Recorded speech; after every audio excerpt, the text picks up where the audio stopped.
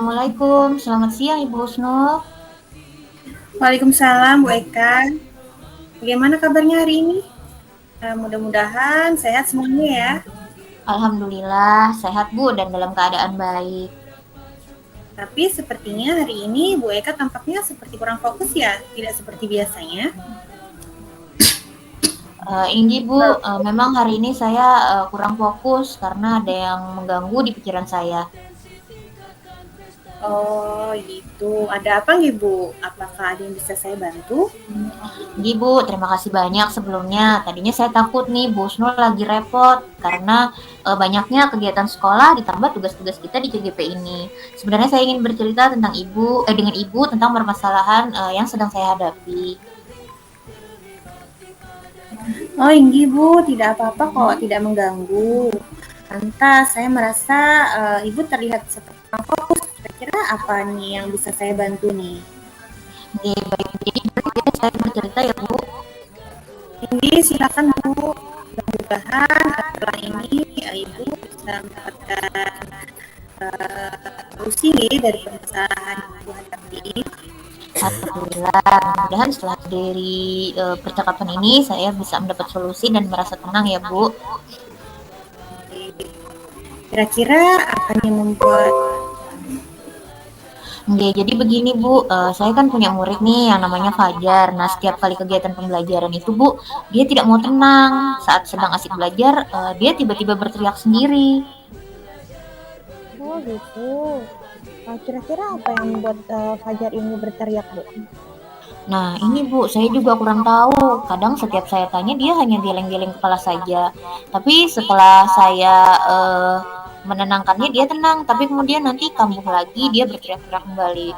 Karena saya sudah capek menenangkannya, terkadang saya biarkan saja Bu. Ternyata ketika saya biarkan dia justru mengganggu teman-temannya, kemudian dia menangis. Bahkan ketika menangis bisa sampai melempar barang-barang di dalam kelas itu Bu. Oh iya, jadi anak itu sulit sekali ya untuk tenang, Bu. Lalu bagaimana nih biasanya cara Ibu menenangkannya selama ini? Iya Bu, kalau selama ini sih saya menenangkannya dengan mendekatinya Bu. Kemudian saya tanya dia mau apa, tapi ya dia hanya geleng-geleng saja, kemudian diam dan melanjutkan pekerjaannya. Tapi kemudian berulang lagi tingkahnya yang seperti itu sampai beberapa kali bahkan puluhan kali. Wah, luar biasa ya. Tapi kasihan juga anak itu, Bu. Apa tidak capek ya ketika bertingkah seperti itu? Menurut Ibu, apakah anak itu hanya mencari perhatian Ibu saja kah? Atau ada hal serius lainnya mungkin yang belum diketahui? Kalau saya lihat Bu, anak itu memang cari perhatian, karena memang anak si Fajar ini agak berbeda dengan teman-temannya. Oh gitu, biasanya sih kalau anak-anak memang mencari perhatian tuh karena ada sisi yang belum teratasi, nah ada sisi yang kurang gitu Bu. Lalu tantrum sendiri biasanya terjadi pada anak usia 1 sampai 3 tahun.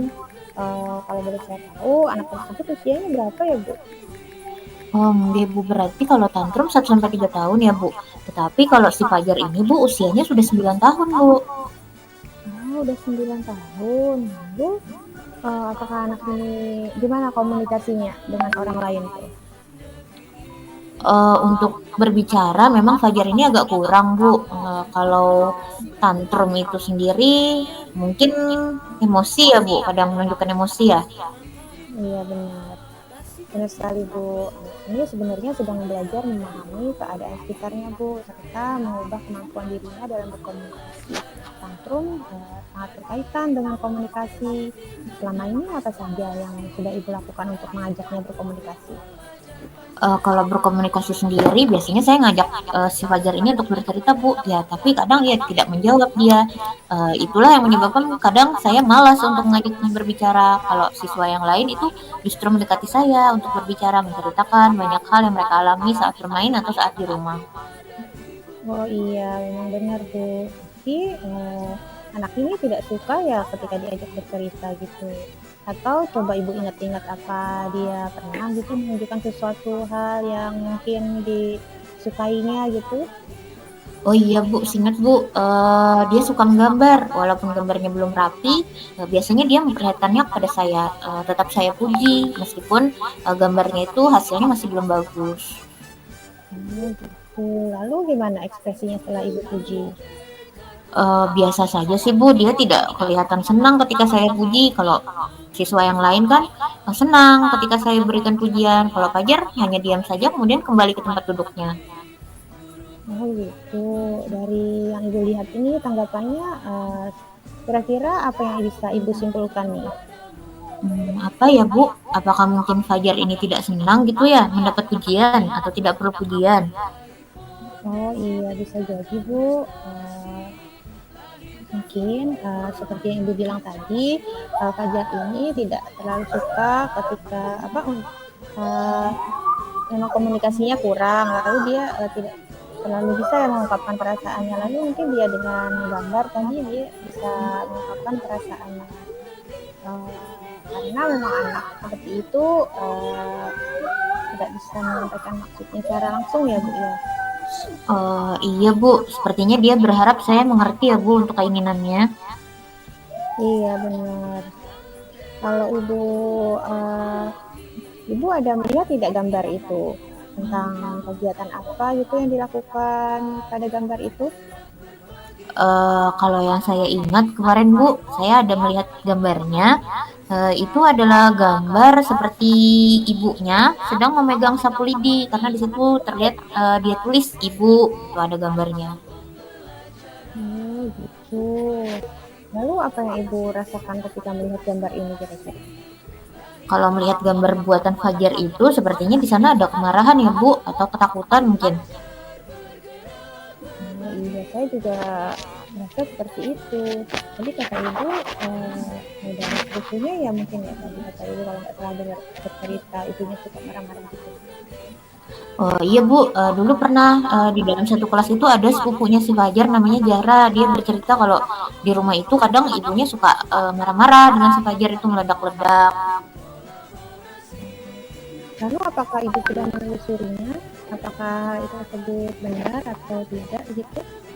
Nah ini Bu, saya kurang mengetahui untuk hal ini. Yang saya dengar ya, Fajar ini ayahnya adalah buruh harian dan dia anak tunggal. Jadi Fajar ini merupakan anak tunggal. Lalu apakah ada informasi tambahan yang perlu Ibu ketahui? Belum ada sih Bu. Cuman kalau misalnya mengatasi anak yang suka berteriak itu saya pernah membaca bahwa mungkin saya harus banyak berkomunikasi ya dengan si Fajar tersebut, kemudian mencari tahu mengapa dia kesal. Mungkin saya bisa memberikan usapan atau pelukan, dan juga saya bisa menghindari situasi yang membuatnya suka berteriak tersebut. Iya, dari semua cara tersebut mana yang sudah Ibu lakukan? Nah itu tadi Bu, belum ada sih yang maksimal saya lakukan dan situasional juga belum ada yang konsisten. Biasanya anak tantrum itu suka kegiatan apa Bu? Kalau si Fajar ini Bu biasanya ketika suasana kelas hening atau ketika teman-temannya sedang asik dengan proyeknya masing-masing itu dia bisa berteriak tiba-tiba Bu, tapi ya terkadang saya cuekin saja Bu. Oh begitu. Jadi menurut Ibu apa yang sebenarnya anak itu perlukan untuk mengurangi tantrumnya? Berarti kalau dari pengalaman saya seperti itu, dia tidak suka ya Bu belajar di tempat hening. Mungkin saya bisa mengajaknya bercerita atau saya bertanya terlebih dahulu dengan dia.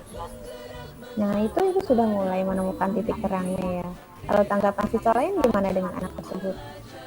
Ya kalau teman-teman yang lain sih memandangnya aneh ya Bu dengan si Fajar ini karena tidak ada angin, tidak ada hujan, tiba-tiba berteriak di kelas. Karena memang Fajar ini kurang suka berbaur dengan temannya. Terkadang dia justru mengganggu temannya, misalnya merebut pulpen temannya pada saat belajar. Oh, dia juga suka merebut mainan temannya ya.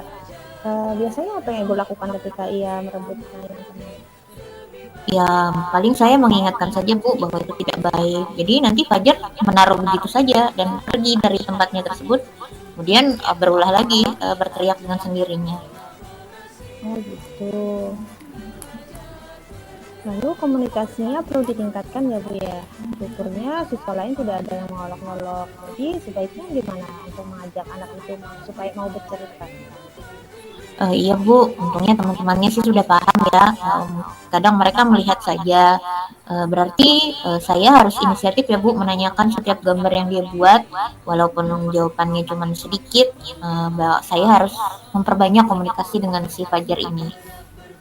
Iya, saya sependapat dengan Ibu. Jadi kesimpulannya apa saja yang harus Ibu lakukan? Mungkin berarti saya harus melakukan pendekatan yang lebih ya Bu kepada si Fajar, serta melakukan pendekatan juga kepada keluarganya agar saya dapat mengatasi permasalahan ini. Iya, benar.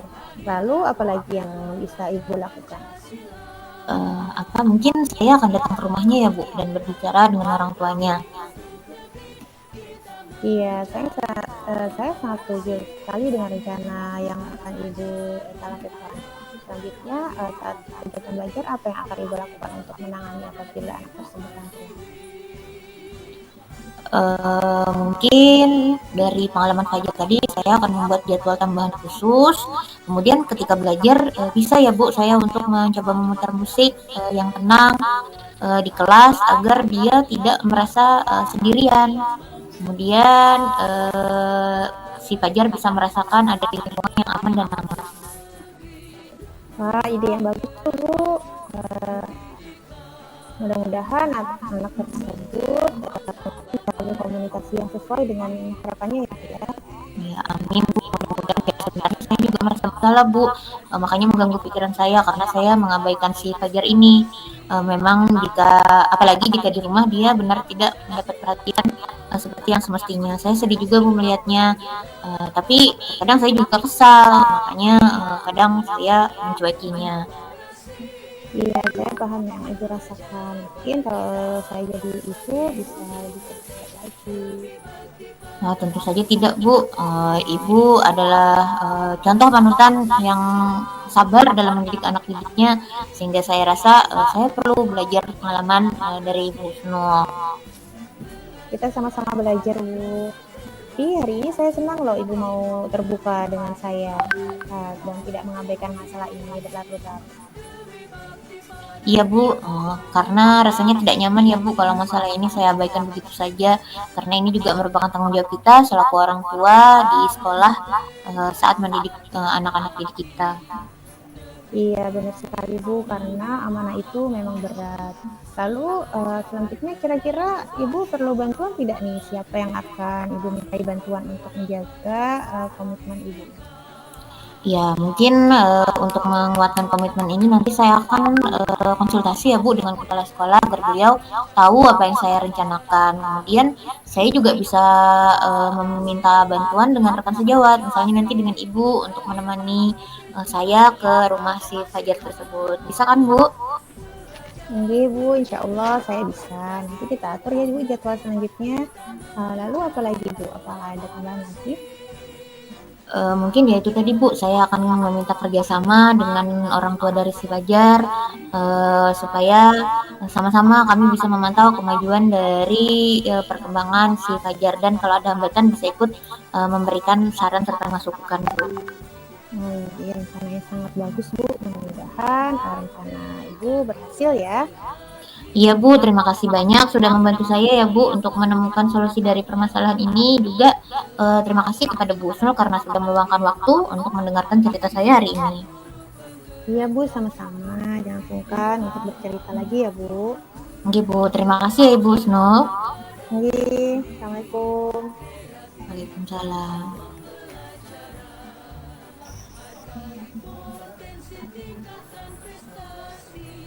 Lahirkan profil